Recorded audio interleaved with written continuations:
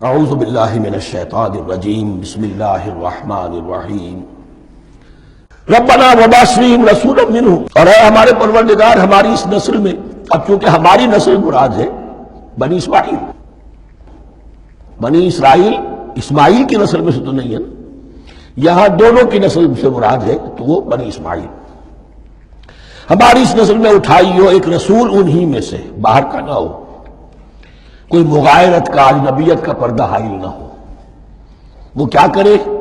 یتلو علیہم آیات کا، تیری آیات ان کو پڑھ کر سنائے، وَيُعَلِّمُهُمُ الْكِتَابَ وَالْحِکْمَةَ، اور صرف سنائے نہیں، تعلیم دے انہیں کتاب اور حکمت کی۔ صرف سنا دینا تو بہت آسان کام ہے، سکھانا، تعلیم دینا، دلوں میں بٹھانا، اور حکمت، وَيُزَكِّيهِمْ، اور ان کو پاک کرے، ان کا تزکیہ کرے، ان کے دلوں میں تیری محبت اور آخرت کی طلب کے سوا کوئی طلب باقی نہ رہنے دے۔ انک انت العزیز الحکیم، یقیناً پروردگار تو ہی ہے زبردست اور کمال حکمت والا۔ ومن یرغب عن ملت ابراہیم الا من صفح نفسہ، اور ایسا شخص کون سا ہوگا جو ابراہیم کے طریقے سے منہ موڑے؟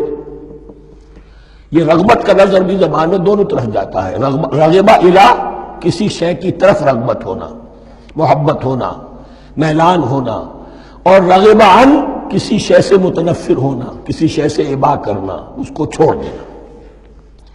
وَمَن يَرْغَبْ عَن مِلَّةِ إِبْرَاهِيمَ إِلَّا مَن صَفِحَ نَفْسَهُ، سوائے اس کے جس نے اپنے آپ کو حماقت ہی میں مبتلا کرنے کا فیصلہ کر لیا ہو، اور کون ہوگا جو ابراہیم کے طریقے سے منہ موڑے؟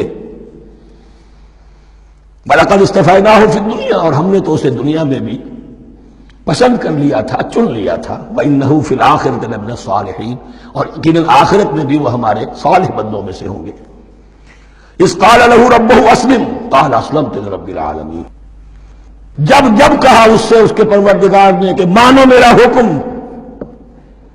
اس نے کہا پروردگار قبول ہے تیرا حکم، یہاں تک کہ ذبح کرو بیٹے کو، حاضر ہے۔ یہ آخری امتحان تھا، آخری 100 برس کی عمر میں، 87 برس کی عمر میں دعائیں مانگ مانگ کر بیٹا لیا تھا اسماعیل۔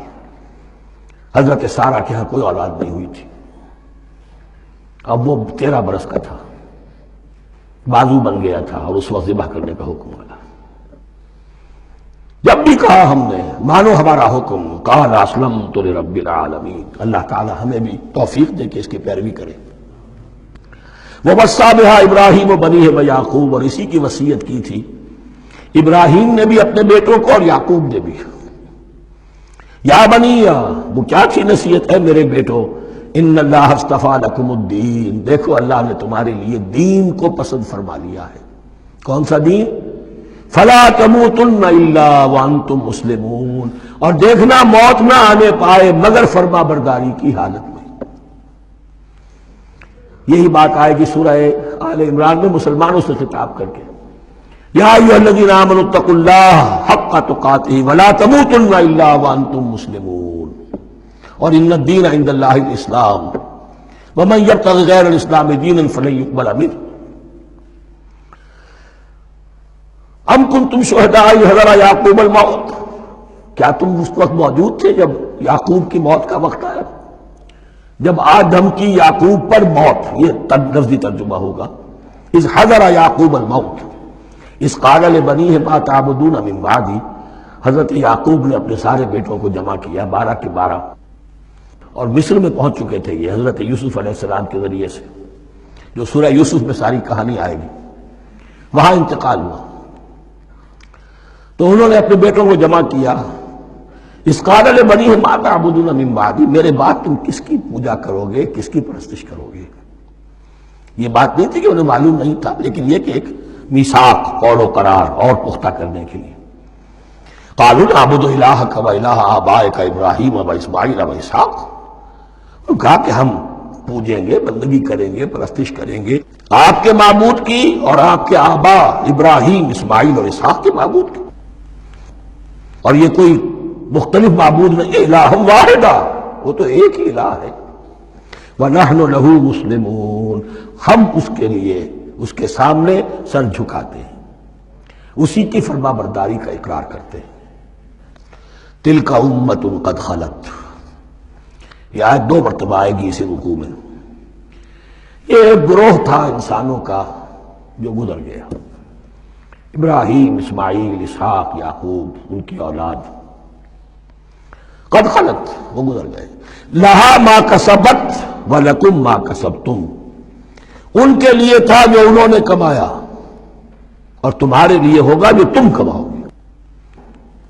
یعنی یہاں پدرم سلطان بود کا کوئی مقام نہیں ہے، ہر شخص کے لیے اپنا عمل، اپنا ایمان، اپنی کمائی۔ وَلَا تُسْأَلُونَ عَمَّا كَانُوا يَعْمَلُونَ، تم سے یہ نہیں پوچھا جائے گا کہ وہ کیا کرتے تھے، تم سے پوچھا جائے گا تم کیا کر کے لائے ہو۔